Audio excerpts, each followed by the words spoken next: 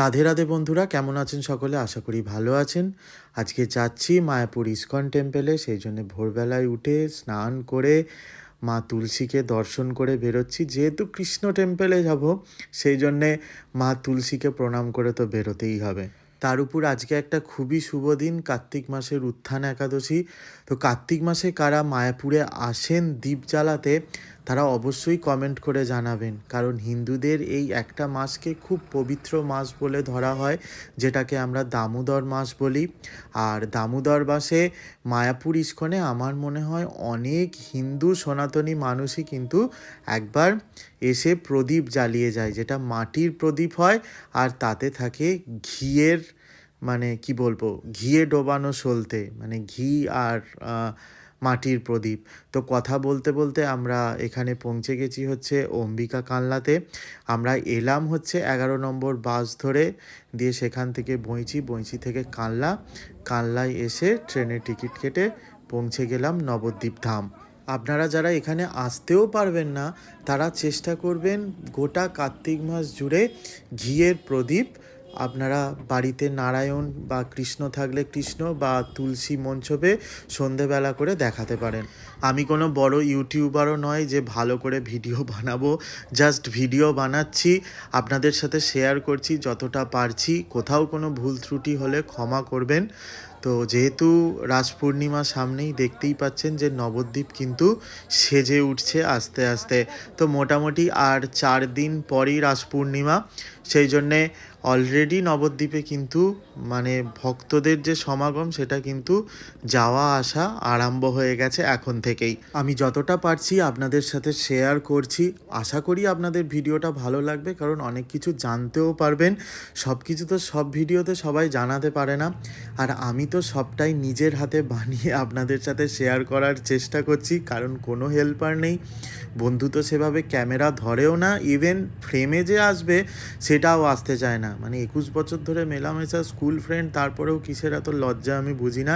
একটাই কথা, এখানকার মানে আমার আশেপাশের যত লোকজন আছে, ওকে ভিডিওতে দেখে ফেলবে, ওকে নাকি দেখে বলবে যে ভালোই ঘোরা হচ্ছে, ভালোই খাওয়া হচ্ছে, মানে ওইটার শুনতে খুব খারাপ লাগে। যাই হোক, এরপর আমি একটা জিনিস দেখাই যেটা নবদ্বীপ ধামের সবচেয়ে আমার বেশি ভালো লাগে, সেটা হচ্ছে এই ভাগীরথী আর জলঙ্গির মিলনস্থল। এটা অনেকেই গঙ্গা যমুনা বলে, কিন্তু এটা গঙ্গা যমুনা নয়, এটা হচ্ছে ভাগীরথী আর জলঙ্গির একটা মিলনস্থল। দুটো জল দেখুন পুরো আলাদা, মানে কি যে ভগবানের সৃষ্টি, এটাই আমার অবাক লাগে। জল অথচ দুটোই আলাদা আলাদা কালারের, মানে জাস্ট দারুণ লাগে। আমার চ্যানেলের নাম গল্পবাজ, সেই জন্যে আপনাদের সাথে গল্প করতে করতেই আমি পৌঁছে গেলাম মায়াপুর ধামে। এই নবদ্বীপ মায়াপুর যেন একটা আলাদাই শান্তি দেয় আমাদের মনকে। তো পৌঁছে গেলাম মায়াপুরে। এখানে কি থাকবি নাকি? 50 করে খেজুরের ভাজা নিয়ে নে।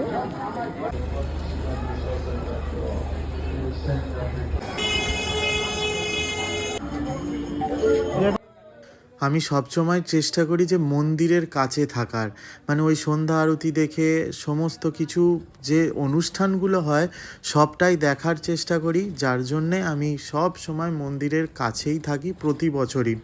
তো এবছরেও তার অন্যতা হয়নি। টোটো ধরে পৌঁছে গিয়েছিলাম, এখানে রুম বুক করে নিয়েছিলাম। আমরা কোনো মানে হাইফাই 5 স্টার হোটেলে থাকিনি। এই যে ঘরটা দেখতে পাচ্ছেন, মাত্র 800 টাকায় ঘরটা পেয়েছিলাম, জাস্ট ফাটাফাটি ছিল ঘরটা। আর সব থেকে এই ঘরটার যে মেন জিনিস হচ্ছে, সেটা হচ্ছে এই ভিউটা, যেটা আমার দারুণ লেগেছে।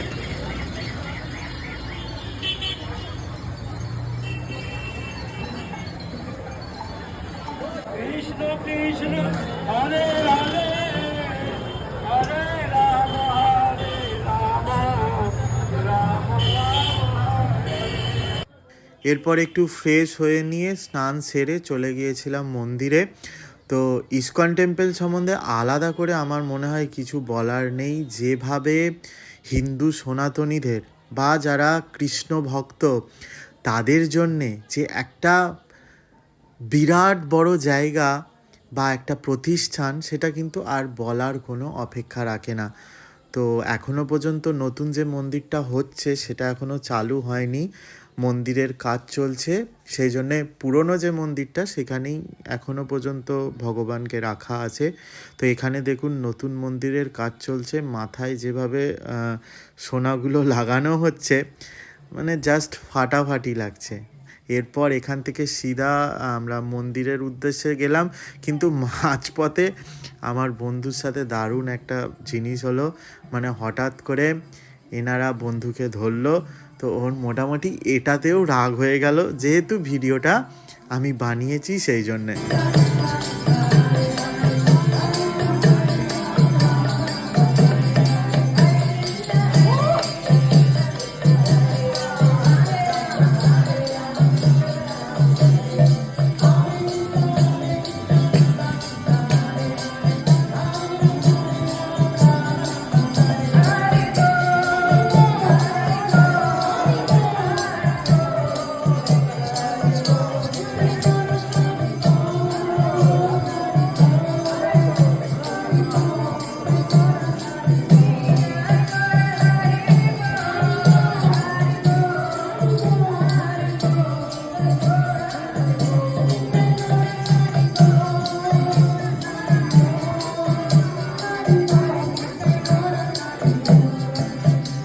এখানেও আমার একটা কথা বলার রয়েছে। অনেকেই ভাববেন যে বাঙালিদের ছোট করছি, আমি বাঙালি হয়ে বাঙালিদেরকে কোনোদিনও ছোট করছি না, কিন্তু আমি যেহেতু কয়েকটা স্টেটে থেকেছি সেই জন্য দেখেছি আমাদের বয়সী বা আমাদের থেকে কম বয়সী ছেলেমেয়েরা মন্দিরে যায়, মন্দিরে গিয়ে মাথা ঠেকায়, কীর্তন করে, কিন্তু আমাদের বাঙালি ছেলে মেয়েদের মধ্যে কিন্তু এই জিনিসটা এখনও আমি দেখতে পাই না। কেন সেটা আমি আজও বুঝি না। নিজের ধর্মের প্রচার করব, নিজের ধর্ম নিয়ে গর্ব করব, সেখানে নিজেকে ছোট কেন ভাববো বা লজ্জা কেন পাবো, সেটা কিন্তু আমি সত্যিই বুঝে উঠতে পারি না যেটা কোথায় সমস্যাটা ঠিক।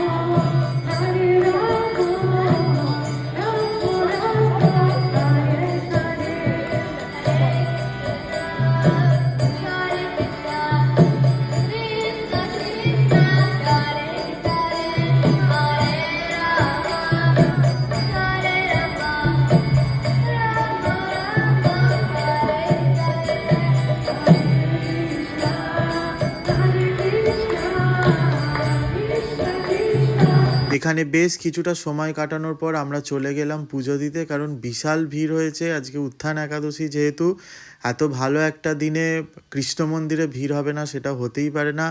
যেহেতু ভেতরে মোবাইল অ্যালাউ নয় সেই জন্য বাইরের থেকেই দেখিয়ে দিচ্ছি কত বড় একটা পুজোর লাইন পড়ে গেছে। এরপর তো মোবাইল, জুতো এগুলো সব বাইরে জমা করে দিয়ে যেতে হবে।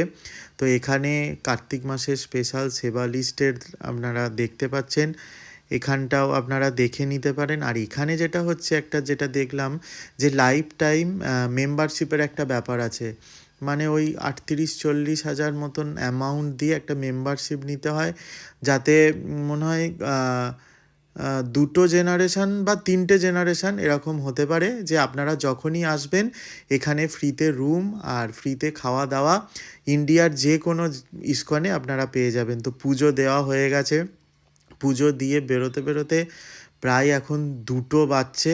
তো খিদাও পেয়ে গেছে, যেহেতু সকাল থেকে উপোস, অতটা জার্নি, আর আমি যেহেতু একাদশীর উপবাস রাখি সেই জন্যে এরপরে খাবার খুঁজছি। তো এটা হচ্ছে গদা ভবন, এখানে আপনাদেরকে ওই 75 টাকা নিয়ে ভালো খাবার দেয়। এখানে মোটামুটি 75 টাকায় যে খাবারটা দেয়, পনিরের সবজি দেয়, রুটি দেয়, রাইস দেয়, এটা একটা দেয়। আর এটা হচ্ছে জেনারেল একটা যে খাবার জায়গা, এখানে মনে হয় 25 টাকা না 30 টাকা নেয়, সেটাতে আপনারা ভরপেট খিচুড়ি, বেগুনি, পায়েস, অনেক ধরনের খাবার দেয়। কিন্তু আমার যেহেতু একাদশী, আমার বন্ধু অন্য খাবার বলল খাবো না, সেই জন্য একাদশীর দিন গীতা ভবনে আপনারা ফুড কোর্টে গেলে কিন্তু পেয়ে যাবেন একাদশীর স্পেশাল খাবার।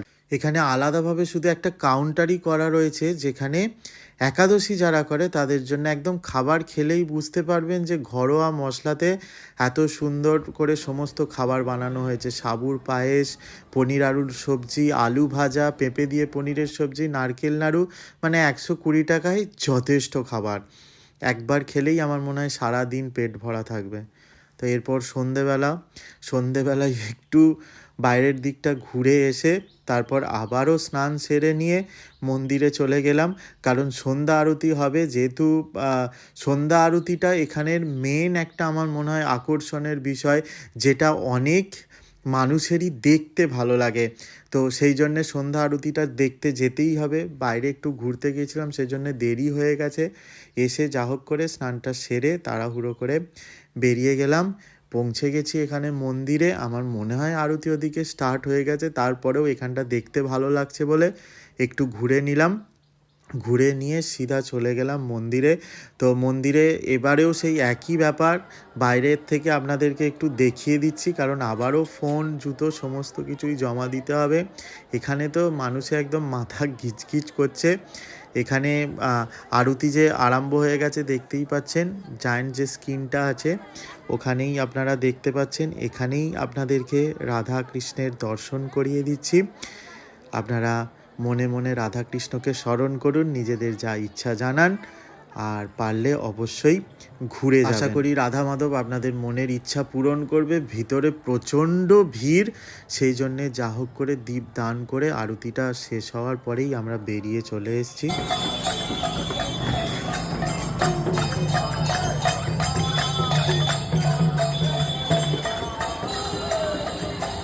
পরদিন সকালে ঘুম থেকে উঠে, মানে সকাল সকাল ঘুম থেকে উঠে, মানে একটা কি বলবো, বাড়িতে এক রকমের থাকি আর এখানে এক রকমের একটা ব্যাপার।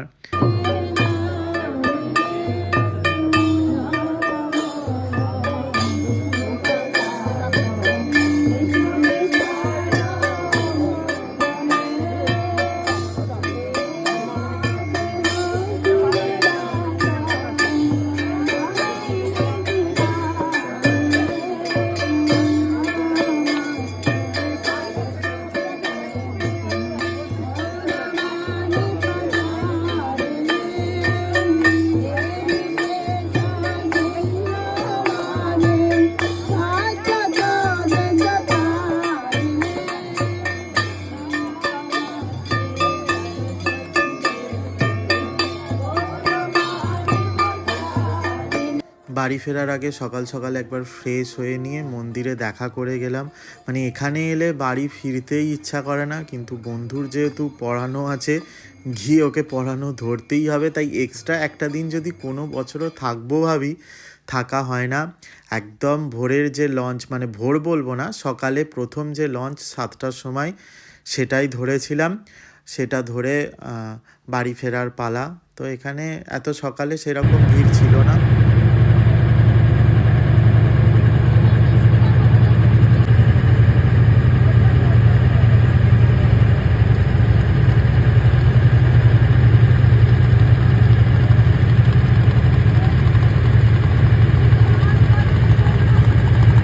বাড়ি তো ফিরবই, কিন্তু খিদে তো বাঁধা মানবে না। যেহেতু আগের দিনের উপবাস ছিল, ওই দুপুরেই একবার খেয়েছি, তো সকালে খুব খিদে লেগেছিল। এরপরে হচ্ছে যেখানেই যাচ্ছি চা বিস্কুট ছাড়া আর কিছু নয়। শেষে নবদ্বীপ স্টেশনের পাশে এই সকালবেলায় দেখলাম একজন ঠাকুমাকে রুটি তরকারি বিক্রি করতে। এত সুন্দর নরম রুটিগুলো ছিল, তার সাথে তরকারি।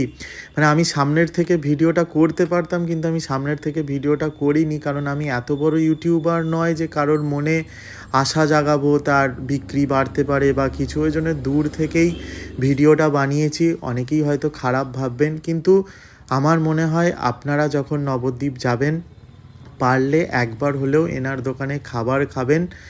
একজন বৃদ্ধ মানে কি বলবো, আমাদের ঠাকুমার বয়সী একজন এত সুন্দর ভালোবেসে খাবারটা দিল, আমার তো দারুণ লাগলো। এরপর ফিরে চলে এলাম বাড়ি।